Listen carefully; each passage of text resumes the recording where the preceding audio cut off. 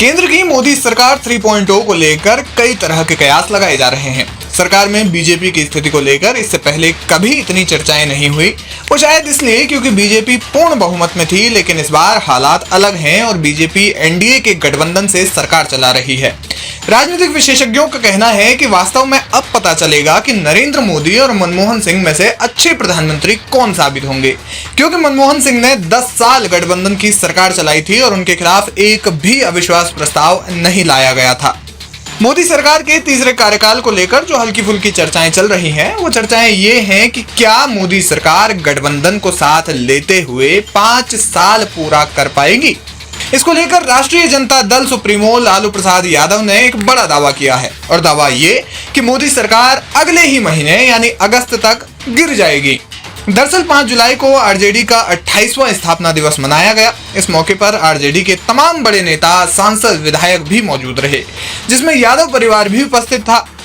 स्थापना दिवस के इस कार्यक्रम का जश्न मनाया गया। लालू ने सभी कार्यकर्ताओं को स्थापना दिवस की बधाई दी। इसके बाद लालू प्रसाद यादव ने कार्यकर्ताओं को संबोधित करते हुए पार्टी के चुनाव में किए गए प्रदर्शन की समीक्षा की। इसके बाद उन्होंने बीजेपी पर निशाना साधा। लालू ने कार्यकर्ताओं को संबोधित करते हुए कहा, मुझे यकीन है कि हमारी पार्टी आने वाले समय में अच्छे मुकाम पर पहुंचेगी। केंद्र की मोदी सरकार बहुत कमजोर है और अगस्त में मोदी सरकार गिर जाएगी। लालू ने ये दावा किया ही था कि इसके बाद तेजस्वी यादव भी बीजेपी और जेडीयू पर हमलावर हो गए। तेजस्वी ने भी अपने पिता की बात को दोहराया और कहा कि मोदी जी सबसे कमजोर प्रधानमंत्री इस समय हैं और मुझे लगता है कि वह अपने 5 सालों का कार्यकाल भी पूरा नहीं कर पाएंगे। तेजस्वी ने कहा कि अगर हम 5-10 सीटें और जीत गए होते तो नरेंद्र मोदी देश के प्रधानमंत्री नहीं होते।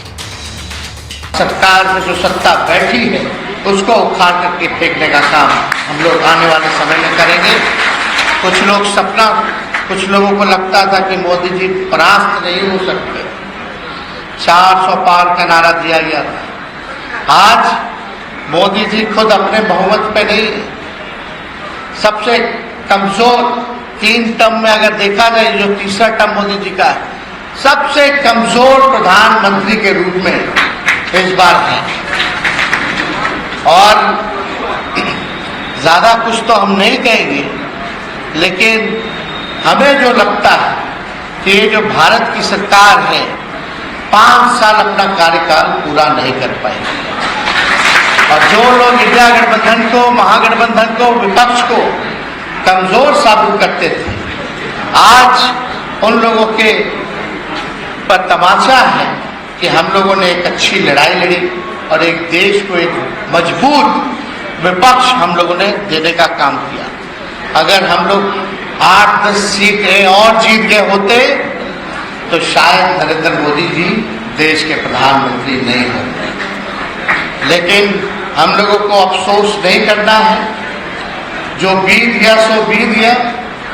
राष्ट्रीय जनता दल आने वाले विधानसभा में उन्हीं व्यक्तियों को हम लोग प्रत्याशी बनाने का काम करेंगे जिसका जनता में खुद का भी ताकत होगा।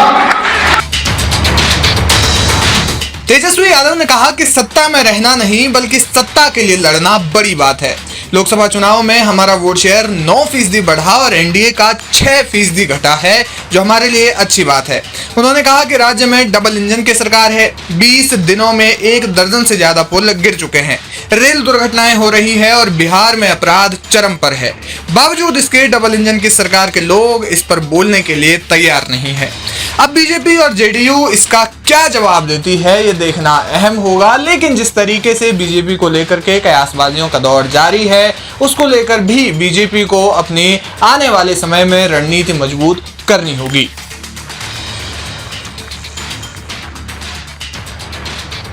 इसके प्रायोजक हैं एडवांस कंप्यूटर, निकट इंडियन बैंक, बूढ़नपुर, आजमगढ़। यदि आप अपनी बच्चे को कंप्यूटर की उत्तम शिक्षा देना चाहते हैं तो तुरंत संपर्क करें।